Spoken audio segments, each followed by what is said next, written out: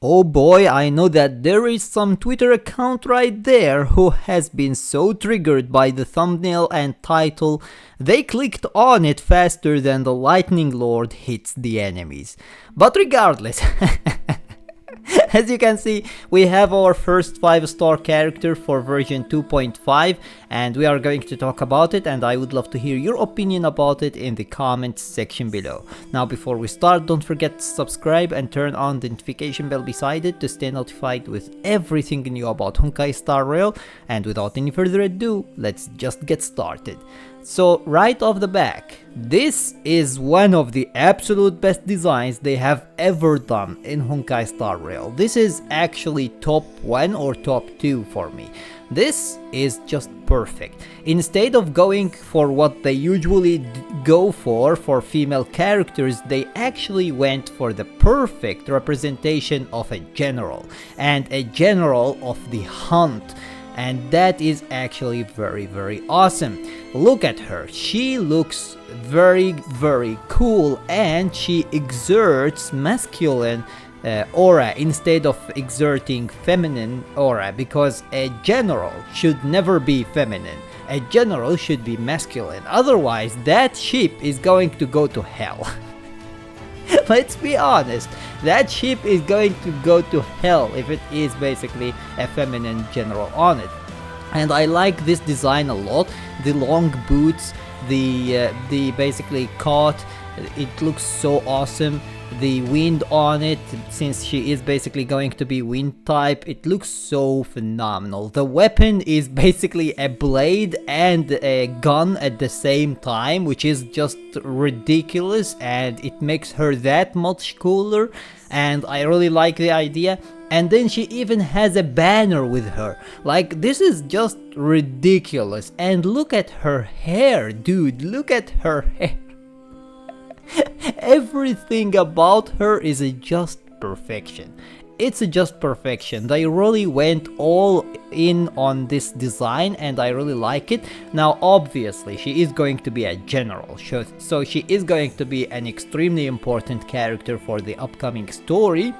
And that's why they went all in on her, and I am really happy that this time they went with what is supposed to go with instead of what they like to go with. And they did a phenomenal job at it.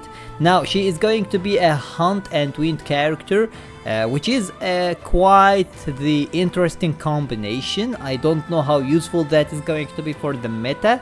Right now it's not going to be so useful, but I think that by the time we get her, they are going to definitely make her much more useful in the meta than what she is right now. So by the time we get her, there will be some certain events that are going to be focused around her and are going to make her basically necessary for that. They are always successful at doing stuff like that. They do it in Honkai Impact 3rd, they do it in Genshin Impact, and they do it in Honkai Star Rail, and most likely they will do it in Zenless Zone Zero as well. They always successfully manage to make you want to summon for the new character, not just by design and by animations, but also by forcing you to summon for it in order to clear certain events. Now obviously if you just want to clear these events, it's not going to be basically a must-have character, but if you want to clear it with a perfect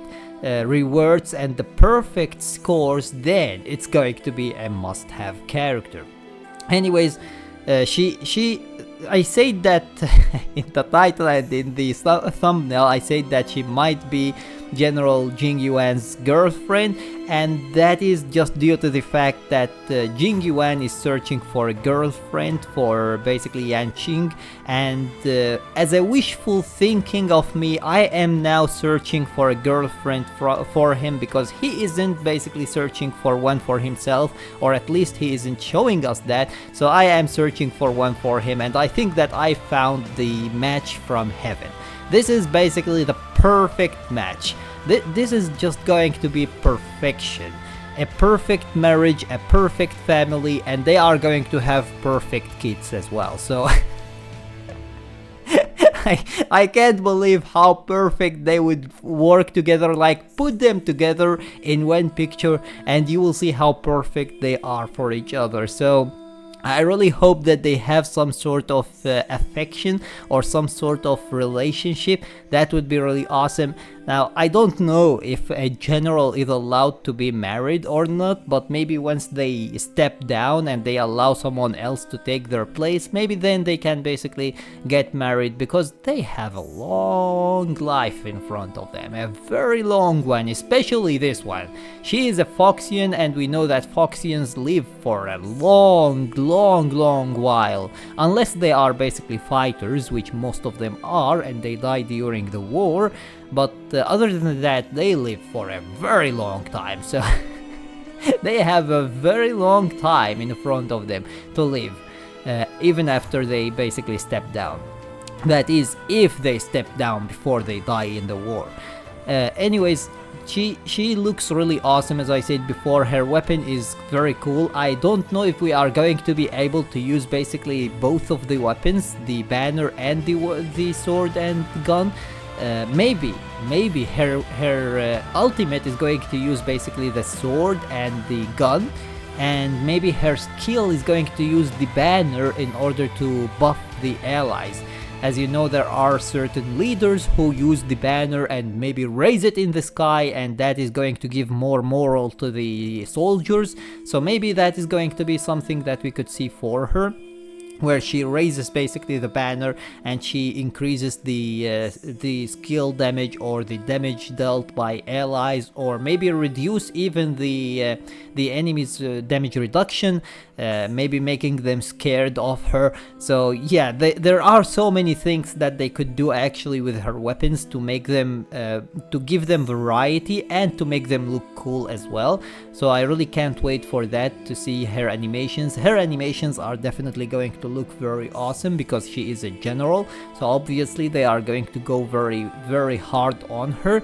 I think that Jing Yuan, for the time he was released at, which was at the very beginning of the game actually, I think that his animations were actually phenomenal. They were absolutely phenomenal. And now, after all the development that we have gone through, I think that they will give us another general. They will give us something really awesome. So I really can't wait to see her animations. They will definitely look really awesome. Now, as you can see here, the Merlin's Claw is what's written in the books, and the Great General is what people call me. The former sounds too formal, and the latter too exaggerated. Neither suits me. I prefer my own title, the Lacking General. Now, once one reads the Lacking General, one would be, oh wow, Lacking General, why would you be proud of that? Then you read lacking in worries, lacking in regrets, lacking in rivals. Now that is why. She has no worries, she has no regrets, and she has no rivals. She literally said Jing Yuan is nothing in front of me in terms of power. This is crazy. This is ridiculous.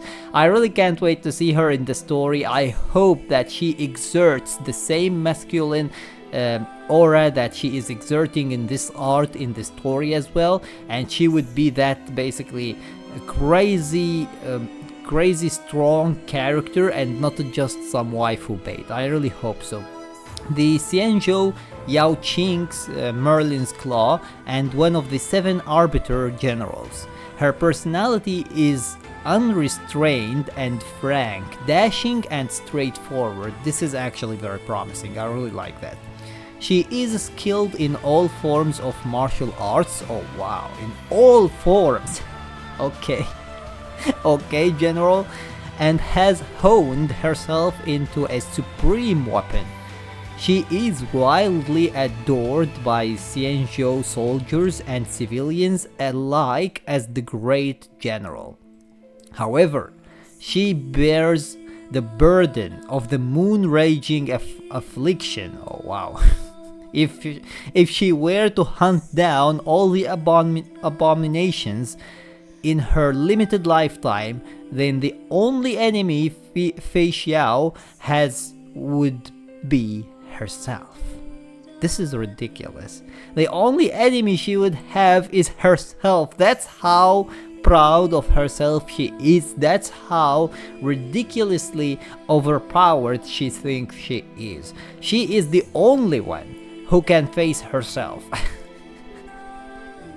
Alright, I really can't wait for her. We will see how she is going to look like and how in the story, how she is going to look like and how powerful she is going to be. I can't wait for the animations, I can't wait for the story itself, and I can't wait to see what will happen to the planet that we were supposed to visit but we aren't going to visit for some reason. Anyways, with that being said, that was everything for today. Don't forget to subscribe and turn on the notification bell beside it to stay notified with everything new about Honkai Star Rail. And until next time, see you as always in the next video.